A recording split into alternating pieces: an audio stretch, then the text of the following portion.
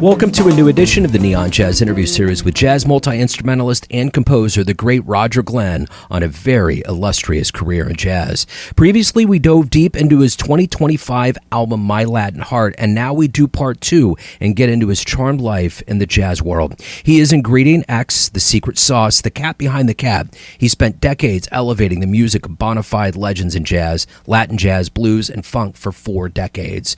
With credits on more than 40 albums, he has played the flute with vibraphonist Cal Tjader, vibes with flautist Herbie Mann, and both flute and vibes with Dizzy Gillespie. He made his recording debut with legendary pianist and composer Mary Lou Williams and contributed to classic albums over his career. It's quite a story. Enjoy this interview. Shall we start? Let's start right now. So take me back to the beginnings of your career. Where were you born and raised, and how did these seeds of music and jazz, how did all of those become you? Well, first off, my father was a jazz musician, Tyree Glenn, and he played trombone and vibes. He worked with Duke Ellington, Cab Calloway, Louis Armstrong, recorded What a Wonderful World with Louis, and did many recordings with people from Aretha Franklin's first recording date in New York to, where do we go from there? A lot of great musicians. There's stuff with Billie Holiday, so my father was a jazz musician. Second of all, how does that apply to me? Because my father played trombone and vibes. My father used to put the vibraphone right next to the crib, so I literally remember banging on these vibes in the crib. So it started there, and so music was always around the house. My brother Tyree Glenn Jr., who's older than me, he was playing a lot of music also. So, I come from a family of musicians. My grandmother on my mother's side was a violinist in New York. I recently found out that there was this guy from Poland who came to the United States. He was a conductor and went to Manhattan, New York City, and put together the all-Negro symphony orchestra, in which my grandmother, Mildred Franklin, was the concertmaster. So it's always been about music around the house. So there's that, and then what happened was, like I said, I was born in Manhattan, and then we moved to we were living in the Bronx, and we moved to Englewood, New Jersey at a very young age. I think it was around 9. And in the school there, it was like instrument night. Pick an instrument that you want to play. And I wanted to play flute, and the guy, the flute guy who was auditioning people said, "We have enough flute players. Go over there by the clarinet section." I said, "Oh, okay." So I started playing clarinet. And then later on, like I said, my influence in the music through Latin music was with my mother. So I like to play the flute, and so my father bought me a flute, and I started playing flute. So I was playing flute and clarinet. And and my father said, well, if you play clarinet, it's a great basis of playing all the other reed instruments. So from that flute, and my brother was playing saxophone, I started playing saxophone. And I had a little band while I was in school, and we were playing some Latin jazz. And I was playing flute and vibes with it. I also was playing a little Dixieland with some guys who I grew up with playing clarinet. So do you remember the first time you saw a live jazz show? Like what it did to you? Do you remember the moment? Gosh, well, it's not so much the first jazz show because, I was seeing my father play all the time. Yeah. But I thought the coolest thing that I ever saw was my father was playing at a supper club in New York City called the Round Table. And he was playing opposite Red Nichols, if that name rings a Uh-huh. bell, with the Red Nichols and his five pennies.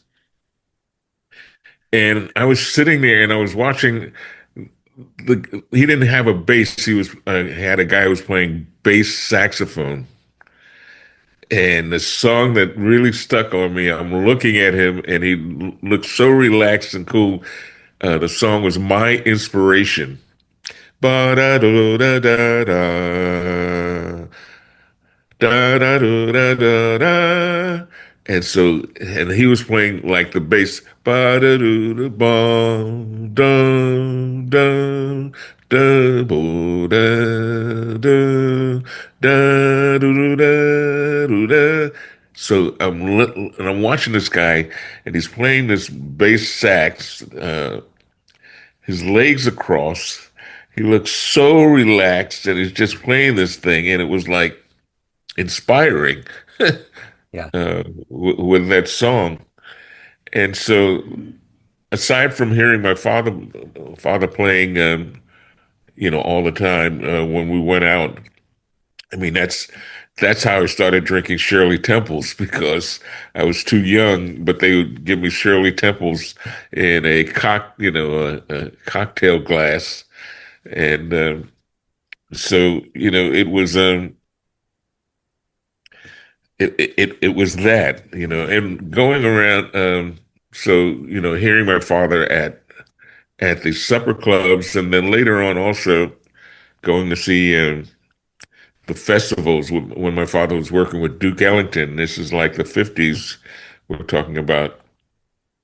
I used to go to the rehearsals and see hear the band. Also, Billy Strayhorn would be there with his compositions, and Duke Ellington. I remember when they were playing festivals.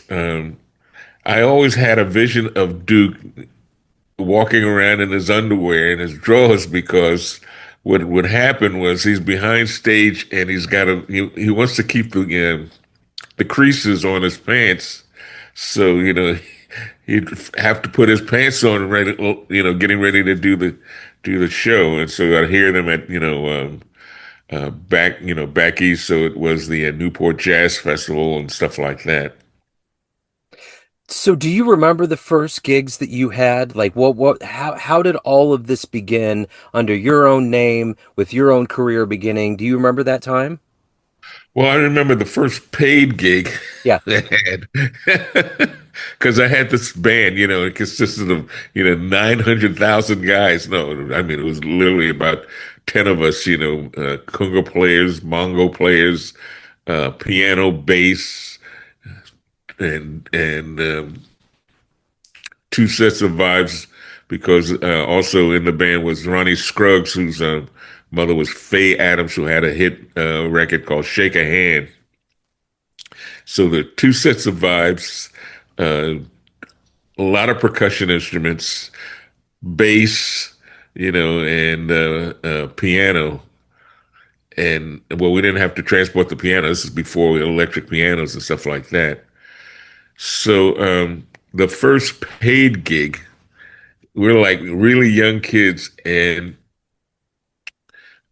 we hear a guy wants us to play at a place called the House of Joshua.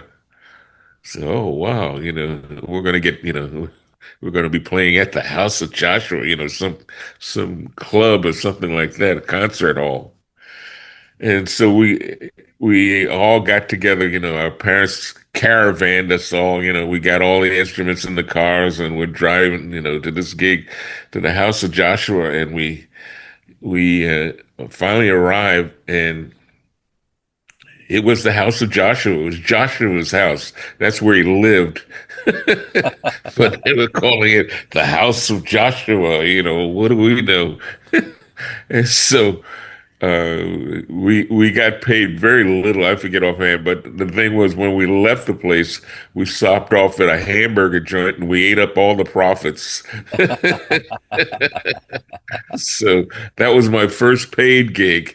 Yeah, The House of Joshua. that's awesome. So let me ask you this. Learning under your father, he's already an established musician. Was there any thought of you getting out from the shadow of your father and being your own musician, or was that ever a part of how you approached your career? Well, what's interesting is that two areas: filmmaking and making and playing music and trying to advance. I'm growing up around these how can I great musicians, well known, not only the musicians but the producers and that whole environment. But the problem with that sometimes is that they say, oh, your father this, your father that, and of course, very deserving. But when it came time to say, but yeah, I have a band, and they say, oh yeah, oh, that's nice, but your father is this and your father is that, and it's like, so you're growing underneath what his recognition in the world, but you just keep on trying. So let me ask you this, being around all of those big names, you've mentioned Duke, you've mentioned a lot of names, and even over your career, what did you learn from the legends and luminaries that you in turn took as like solid points in your career, what you were going to do with your life and your career and how you were going to honor jazz? Well, growing up, because I love aviation Yeah. also, and I wanted to be a pilot.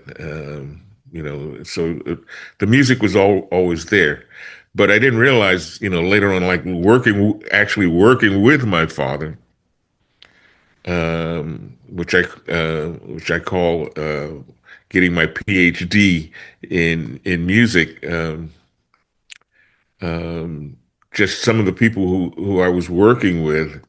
And my father's band was Wynton Kelly on piano, Joe Jones went and worked with Miles. Joe Jones worked with Count Basie. I had the bassist, one of the bassists was Slam Stewart, who wrote Flatfoot Flugie with the Floyd, and all these great musicians. And my father's saying, remember, always play with somebody who's better than you, because if it doesn't sound right, it's you.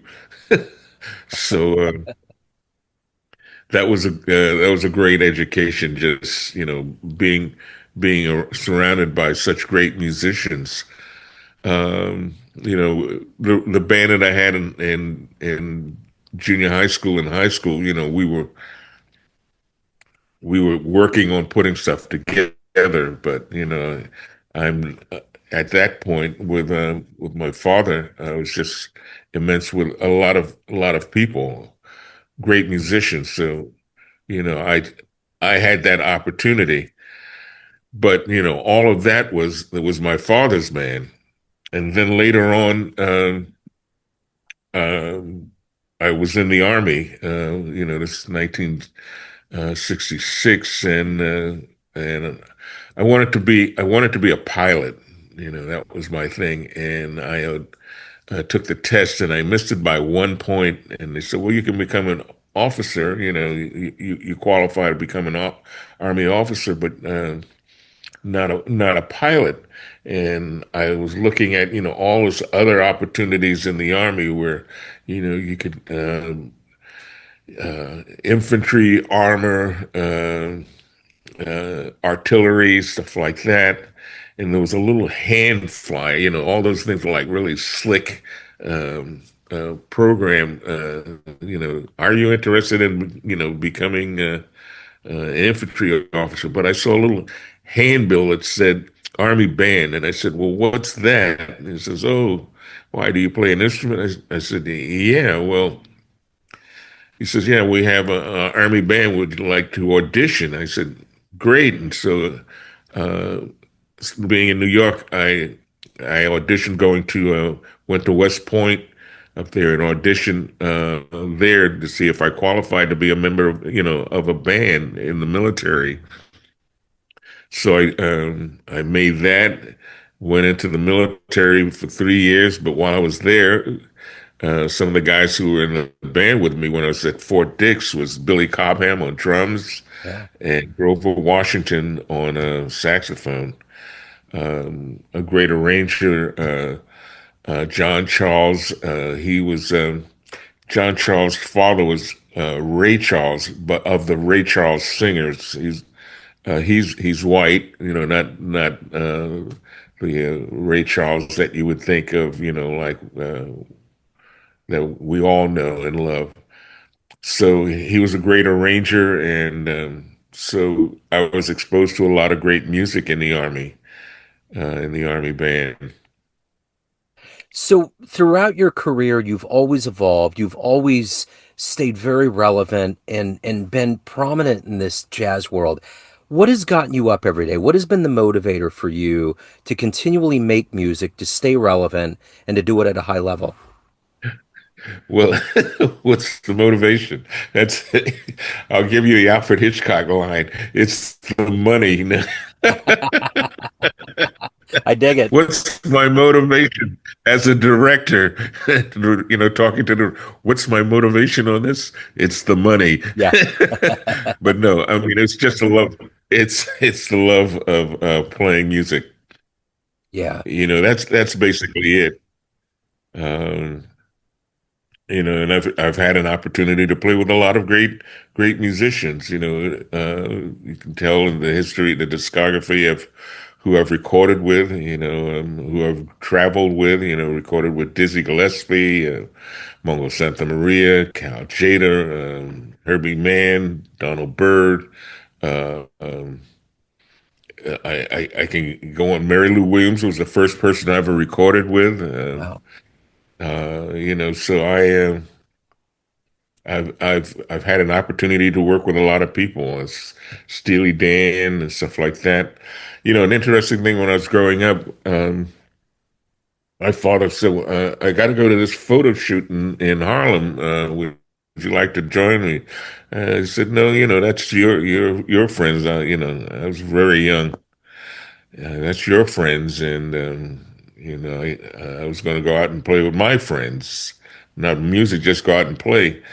And where he went to do that picture, that photograph of, they call it Great Day in Harlem with all the jazz musicians. Yeah.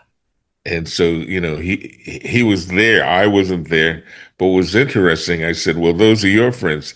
Little did I know that later on in life I would be playing with a lot of those guys who were in that photo, so.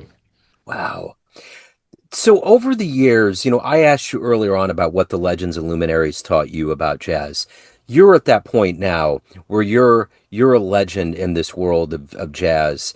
What do you teach younger players that you get around? What do you want them to understand about this art form? Well, it is the art form. What is great is very personal to every individual who's wants to play jazz. It's about we get back into that thing we talked about earlier in regards to cultures, African culture, European cultures initially, but one of the things of African culture is being in the moment, not necessarily the written uh, page, but just to be able to play, to have the ability to play what you think. That's what I uh, talk to young people about. That it's the muscle memory of the instrument, so that when you pick it up, the intervals that you're playing, and it's not necessarily perfect pitch. That's a blessing to have that, uh, but to know the intervals in your head. I tell young kids, um, back well back when I was growing up was a lot easier in regards to melodies because now it is mainly rhythmic. Um,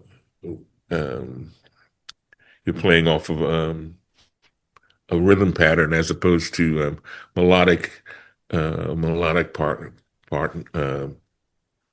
thing. So back then, I'd say how you would learn your instrument is learn 12 songs that first show what the interval is. For example, the shadow of your smile, ba-da, that's a fourth. Um, like how do you play what is a major seventh? Um, so an octave, ba da, somewhere over the rainbow, ba da da. So that's an octave. Uh, a a seventh, a major seventh would be Bali high da da da. And so you learn these intervals of a minor second, a major second, minor third, and you learn that through playing playing those initial notes of a song. For me, it was that so that my muscle memory would coexist with my um, the mental thing of intervals, and so practicing that, practicing scales, major, minor scales, diminished scales. It's all of that is creating muscle memory that you want to do. Aside from knowing a lot of songs, also knowing songs, but when it comes down to the improvisation of things, you have to know your scales. You have to know your arpeggios, stuff like that. What are the notes? A major third. Um, what is a chord? A major chord, and going through all of the 12 12 notes that we normally play. There's from uh, a triad: C E G, D, F sharp, A, E G B, um, and getting that what we would call woodshedding, learning songs and stuff like that, and then, which is really lacking in this world today, is to go to a jam session and just start playing with other people. And so you've practiced creating. First off, you're creating your own sound. My father always said, "Create your sound." It's not about uh, uh, anything else. It's about creating your sound, so that it's the music's about being an individual. And so going to jam sessions and playing and being in the moment, learning how to be in the moment of playing. And the thing my father always said, remember, what you play, no one else will play that way. It's about you. It's not about, you know, playing playing things. But another part of that also, I feel there's steps you go to. Um, First, um, what caused you to start playing a certain instrument. So it's about inspiration. So you hear somebody, it's like that guy playing the bass sax with Red Nichols. Inspiration. You hear some other musicians' imitation of the instrument that you heard. So you're inspired by the instrument. You try to imitate that initially. You're not trying to do that same thing, but it inspires you to imitate what they're playing so that you start to develop this muscle memory. So it's inspiration, imitation. After a while, you feel comfortable with yourself. Then it's innovation. Or I should say, um, you feel comfortable that you can start creating your own sound. So it's imitation, innovation, uh, im inspiration, imitation, uh, Emulation. Emulation.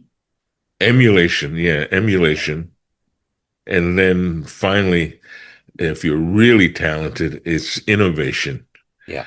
You've created your own sound. I mean, I remember the innovation was I was when I was working with Dizzy, and we were playing, and Dizzy's taking the solo and stuff like that, and I realized he created, he and Thelonious and those guys, Charlie Parker and those, they created a whole different sound, and the thing is, not everyone is going to be an innovator, to take music into another step that has never really been done before, a Miles Davis or what have you.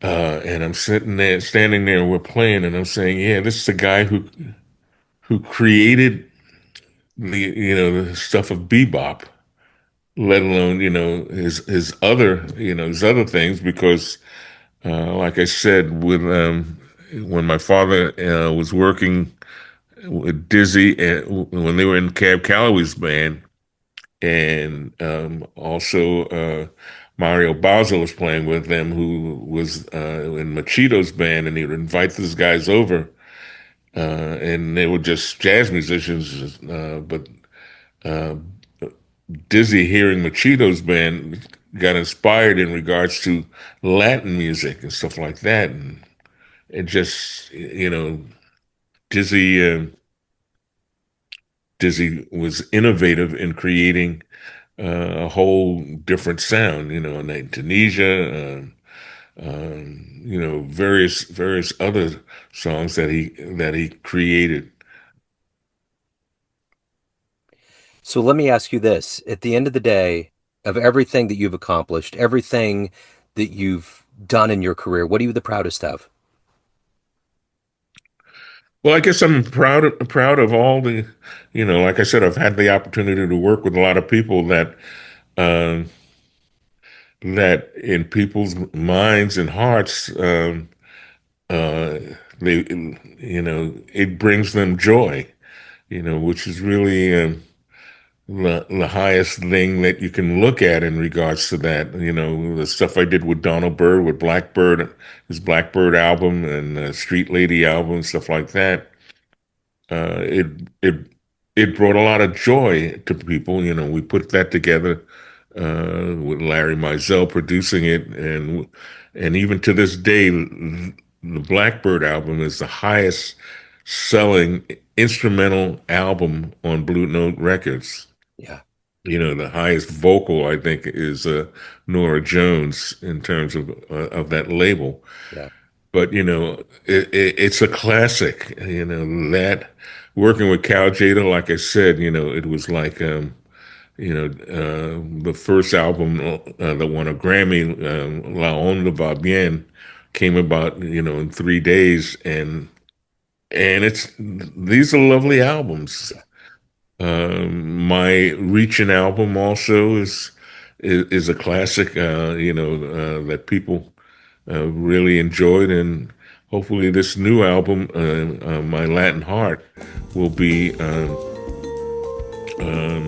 a classic for people, inspiration to the next generation. Yep, it's a classic to me. Roger, thank you so much again for catching up for part two and opening up the door to your wonderful career. Thank you so much for your time, and I look forward to the next release down the line to catch up with you. I look forward to that also. Thanks for listening and tuning into another Neon Jazz interview, where we give you a bit of insight into the finest players and minds in LA, New York City, Kansas City, and spots all over the world, giving fans all that jazz. And thanks to Roger for his time and story. If Want to hear more Neon Jazz interviews? You can find us on Spotify and Apple Podcasts. Subscribe to us at YouTube, and for everything Neon Jazz, go to theneonjazz.blogspot.com. Until next time, enjoy the jazz, my friends.